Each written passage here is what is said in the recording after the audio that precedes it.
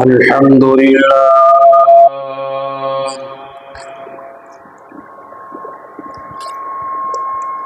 الحمد لله وكفى وسلام على عباده الذين اصطفى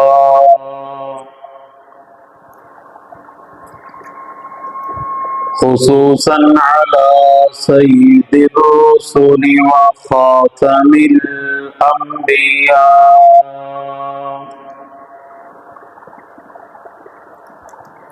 المبعوث إلى كافة للناس بشيرا ونذيرا وداعيا إلى الله بإذنه وسراجا منيرا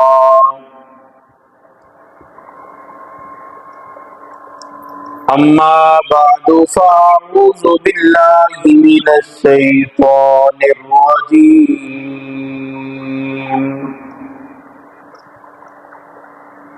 بسم الله الرحمن الرحيم ولا تقولوا لمن يقتل في سبيل الله أموات بل أحياء ولكن لا تشعرون صدق الله خالق مولانا العظيم وبلغنا رسوله النبي الأمي الكريم ونحن على ذلك لمن الشاهدين والشاكرين والحمد لله رب العالمين. سب حضرات محبت سے درود پاک کی تلاوت. اللهم صل على محمد وعلى آل محمد كما صليت على إبراهيم وعلى آل إبراهيم إنك حميد مجيد. اللهم بارك على محمد وعلى آل محمد كما باركت على إبراهيم وعلى آل إبراهيم إنك حميد مجيد.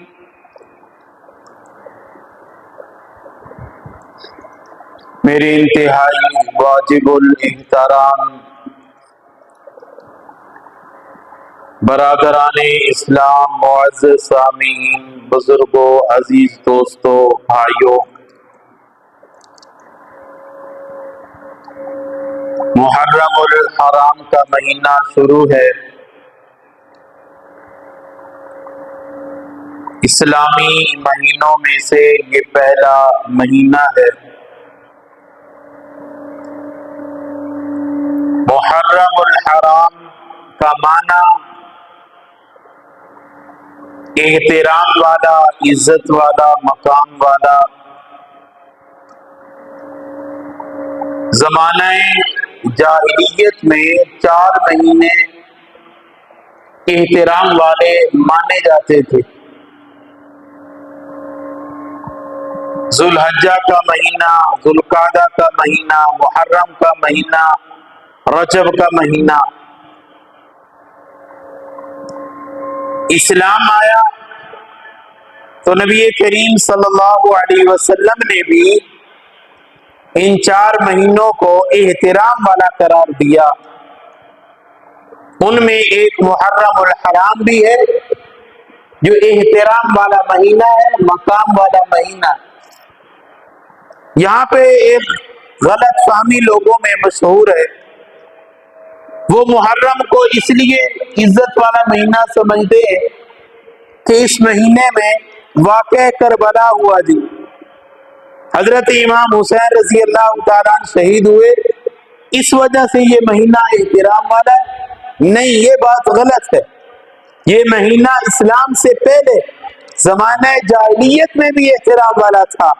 یہودی بھی اس کا احترام کرتے تھے، عیسائی بھی اس کا احترام کرتے تھے، مشرک بھی اس کا احترام کرتے تھے، اور باقی مہینوں میں وہ آپس میں لڑتے جنگیں کرتے۔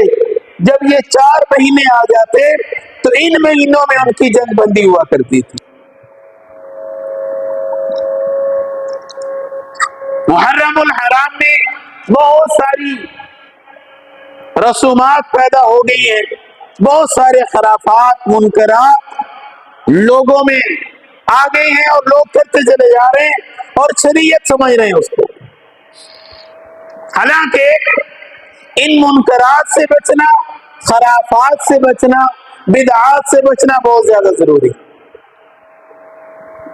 بعض لوگ محرم کو غم کا مہینہ مناتے ہیں، حالانکہ محرم غم کا مہینہ نہیں ہے۔ باقی اگر کوئی بھی مہینہ اٹھا کے دیکھیں، کسی نہ کسی صحابی کی شہادت ہے۔ کوئی مہینہ ایسا نہیں ہے جس میں کوئی صحابی شہید نہ ہوا ہو۔ ویسے غم کا مہینہ منانے سے پورا سال ہی غم کا ہوا، اور اس مہینے میں آ کے لوگ جو ہے وہ 4 پائیاں الٹیاں کر دیتے ہیں، ٹانگیں اوپر کر دیتے ہیں۔ یہ سب خرافات ہیں۔ یہ جی غم کا مہینہ ہے، کالے کپڑے پہن لو۔ ہمارے سنی لوگ جو شیعہ نہیں ہے، رافضی نہیں ہے، اور وہ بھی کالے کپڑے پہن، یہ غم کا مہینہ ہے۔ حالانکہ اس مہینے کو غم کا مہینہ نہیں قرار دیا گیا۔ حضرت امام حسین رضی اللہ تعالیٰ ان کا گھرانہ شہید ہوا ہے، تو شہادت تو ایک مقام ہے، شہادت تو ایک مرتبہ ہے، شہادت تو ایک عزت ہے جو اللہ نے ان کو عطا فرمائی ہے۔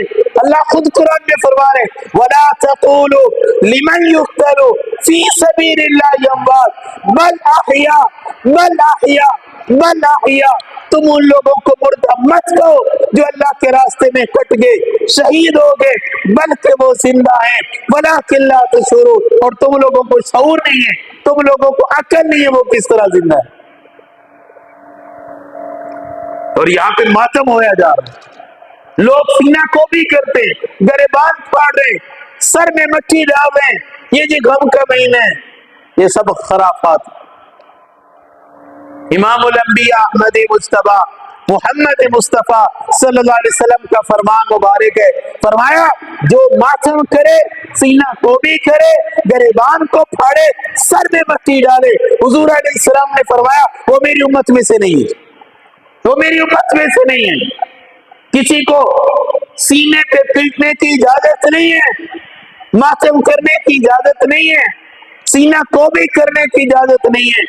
کیوں؟ اس لیے جس طرح خودکشی حرام ہے، اسی طرح ماتم کرنا بھی حرام ہے۔ جس طرح انسان اپنے وجود کا کوئی حصہ کاٹ نہیں سکتا، اسی طرح انسان اپنے وجود پہ ظلم بھی نہیں کر سکتا۔ وہ اس لیے کیونکہ یہ وجود ہمارا نہیں ہے، یہ وجود ہمارا نہیں ہے، ہم اس کے مالک نہیں ہیں۔ خودکشی حرام ہے کیونکہ یہ وجود کا مالک اللہ ہے، اس وجود کا مالک اللہ ہے، یہ ہمارا نہیں ہے، ہم اس کے مالک نہیں ہیں۔ رب کی ملکیت میں ہم جو ہے وہ تصرف نہیں کر سکتے۔ جس طرح کسی کی زمین ہو، بندہ جا کے وہاں ہل چلا لے، نہیں چلا سکتا، بیج بو دے، نہیں بیج بو سکتا، وہاں کی فصل کاٹ لے، نہیں کاٹ سکتا، کیونکہ وہ اس کا مالک وہ ہے، میں نہیں ہوں۔ میں وہاں ہل نہیں چلا سکتا، بیج نہیں بو سکتا، وہاں پہ اس کی فصل کو نقصان نہیں دے سکتا، کاٹ نہیں سکتا، کیونکہ اس کا مالک وہ ہے، میں نہیں ہوں، میں تصرف نہیں کر سکتا۔ اسی طرح انسان کی یہ ذات، انسان کا یہ وجود، اس کا مالک اللہ ہے۔ انسان کو اللہ نے مالک نہیں بنایا، جس طرح اللہ نے خودکشی کو حرام کیا کہ تم اس کو خود ختم نہیں کر سکتے، اپنے وجود کو کاٹ نہیں سکتے، تکلیف نہیں دے سکتے، اسی طرح ماتم بھی کرنے کی اجازت یہ بھی حرام ہے۔ بڑے شوق سے کر رہے ہیں اور لوگ دیکھنے کے لیے جاتے ہیں۔ حرام کام، غیر شرعی کام کو دیکھنا بھی حرام ہے، غیر شرعی کام کو کرنا بھی حرام ہے، دیکھنا بھی حرام ہے۔ اور یہ بھی ایک رسم رواج اور منکر پھیلا ہوا ہے کہ محرم الحرام میں شادی نہیں کر سکتے. کہتے ہیں لوگ کہ نہیں کرتے ہی نہیں, بلکہ سنی بھی نہیں کرتے, شیعہ تو شیعہ رہے. یہ محرم الحرام میں شادی نہیں کرنا یہ جائز نہیں ہے. اور بھائی اسلام نے شادی کے لیے تو کوئی دن منع نہیں کیا. دن ہے, رات ہے, رمضان ہے, محرم ہے, سفر ہے, ذی-قعدہ ہے, کوئی بھی مہینہ ہے, فرمایا شادی کر سکتے ہو. شریعت نے کسی دن بھی منع نہیں کیا کہ تم شادی نہیں کر سکتے, نکاح نہیں ہو سکتا. یہ سب خرافات ہے, رسومات ہے. نبی کریم صلی اللہ علیہ وسلم نے جو سب سے پہلا نکاح حضرت اماں خدیجہ طیبہ طاہرہ سے کیا وہ محرم الحرام میں کیا. اب اس سے آگے کیا ہے؟ حضور علیہ السلام نے حضرت صفیہ رضی اللہ تعالیٰ عنہ کے ساتھ نکاح کیا تو محرم الحرام کا مہینہ تھا. حضرت اپنی بیٹی حضرت ام کلثوم کا حضرت عثمان غنی رضی اللہ تعالیٰ عنہ کے ساتھ نکاح کیا تو محرم الحرام کا مہینہ تھا. یہاں تک کہ حضرت حسن حضرت حسین رضی اللہ تعالیٰ عنہ کی امی والدہ حضرت فاطمہ سلام اللہ علیہ کا نکاح حضرت علی کے ساتھ ہوا تو مہینہ محرم الحرام کا تھا. اب شریعت نے تو کوئی رکاوٹ نہیں ڈالی کہ فلاں مہینے میں نکاح نہیں ہو سکتا. حضور علیہ السلام نے کیا, اپنی صاحبزادیوں کا نکاح محرم الحرام میں کر رہے, اور تو کون ہوتا ہے جو کہتے ہیں محرم میں نکاح کرنا جائز نہیں ہے, شادی کرنا جائز نہیں, خوشی کرنا جائز نہیں ہے. بھائی یہ غم کا مہینہ نہیں ہے. شہادت ان کو ملی, اللہ نے ان کو اعزاز دیا, مقام دیا, وہ ان کے نصیب میں تھا. تیرے نصیب میں صرف پیٹنا ہے اور کچھ نہیں. بہت ساری خرافات ان ملنگوں نے شروع کی اور ہم مسلمانوں میں آ گئے اور ہم بھی کر رہے ہیں. یہ پانیوں کے رسم, پانیوں کی سبیلیں لگانا, یہ کہاں جائز ہے؟ یہ کام شیعوں نے شروع کیا.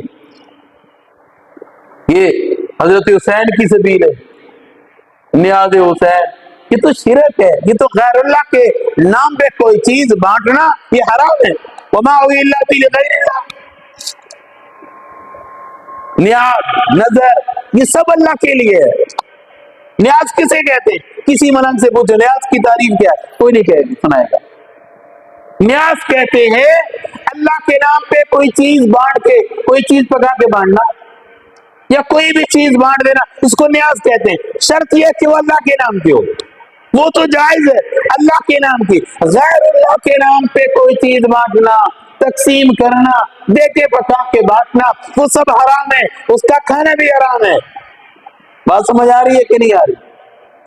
وما الا لغیر اللہ, یہ قرآن فرما رہا ہے.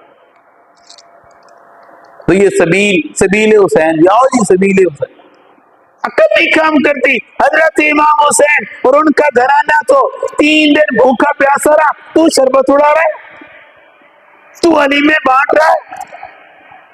وہ تو بھوکے رہے پیاسے رہے, تو کہتے ہیں وہ 3 دن پیاسے رہے. اگر عشق اتنا زیادہ ہے تو بھی پیاسا رہے نا. مزہ تو تب ہے نا, مزہ تو تب ہے کہ تو بھی پیاسا رہے. وہ تو پیاسے کاٹ کے اپنا وقت قربانیاں دے گئے اور تو سبیلے اڑا رہے, شربت بانٹ رہے, لوگوں کو بلا رہے. یہ نیاز حسین, یہ بانٹنے سے جو ان کی پیاس ختم ہوگی. وہ اللہ کے بندوں, وہ تو شہید ہو گئے, اللہ نے ان کو جنت کی نہروں کا پانی پلایا ہوگا. ان کو اللہ نے جنت کی نہروں کا پانی پلایا ہوگا. وہ تو جنت کے شہزادے تھے, جنت میں چلے گئے.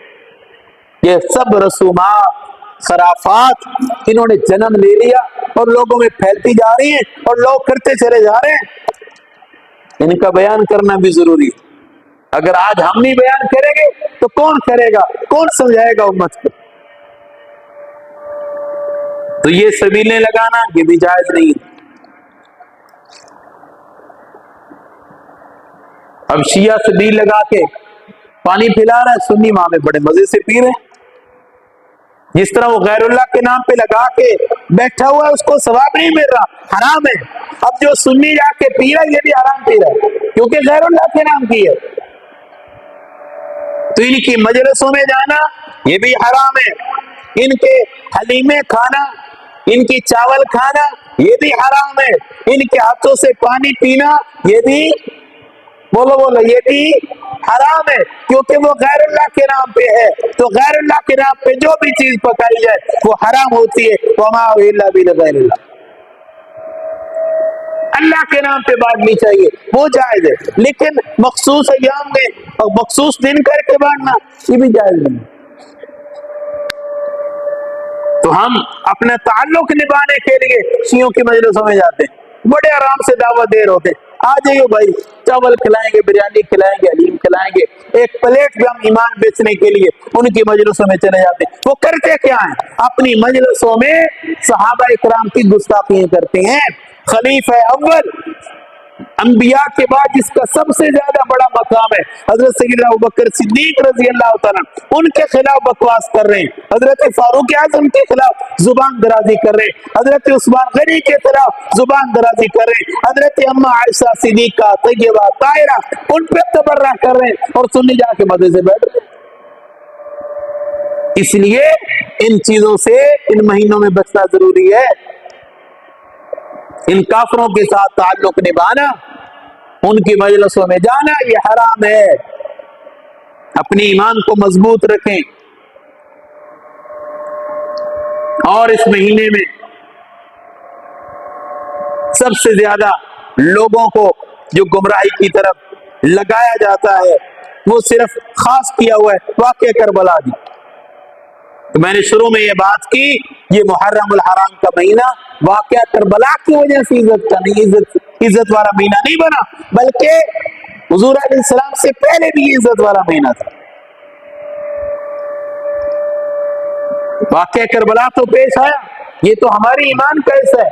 صحابہ اکرام، اہل بیت حضرات یہ ہماری ایمان کا حصہ ہے. ایک آنکھ کا نور اگر صحابہ ہے تو دوسری آنکھ کا نور اہل بیت ہیں. ایمان والا ہی ان کو مانتا ہے. جو اہل بیت کا منکر ہے وہ بھی بولو کافر، وہ بھی کافر. جو اہل بیت کا منکر ہے وہ بھی کافر، اور جو صحابہ کا منکر ہے وہ بھی کافر. اس کا بھی ایمان سے کوئی تعلق نہیں ہے. صحابہ بھی ایمان کا حصہ ہے، اہل بیت بھی ایمان کا حصہ ہے. صحابہ کو ماننا بھی ضروری ہے، اہل بیت کو ماننا بھی ضروری ہے. دونوں ہی جنتی طبقے ہیں. صحابہ کو بھی جنت کا سرٹیفکیٹ حضور علیہ السلام نے دیا، اہل بیت کو جنت کا سرٹیفکیٹ بھی حضور علیہ السلام نے دیا. کل وعد اللہ الحسنی، اللہ قرآن پاک میں فرما رہے ہیں نبی کے ماننے والے سارے جنتی ہیں. کل وعد اللہ الحسنی، سب کو جنتی قرار دیا. اور یہ ملنگ حضرات کالے کپڑے پہن لیتے ہیں اور غم کا مہینہ منایا ہوا ہے، اور صحابہ اکرام کی سب سے زیادہ جو برائیاں بیان کرتے ہیں وہ اس میں محرم کے مہینے میں کرتے ہیں.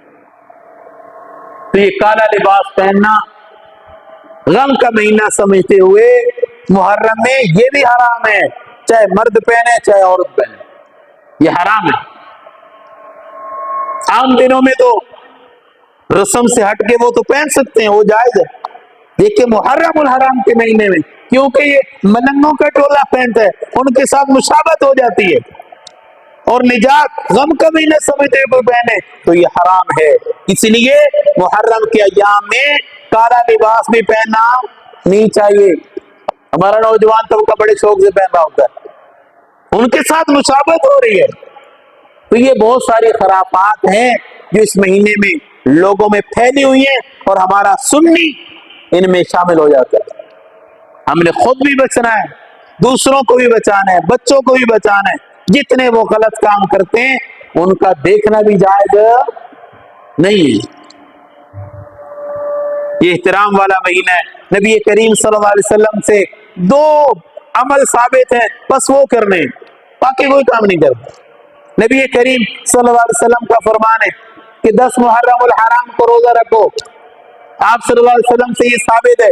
آپ نے جب یہ روزہ رکھنے کا حکم ارشاد فرمایا نا، صحابہ اکرام نے عرض کیا یا رسول اللہ یہودی بھی رکھتے ہیں. فرمایا وہ کیوں رکھتے ہیں؟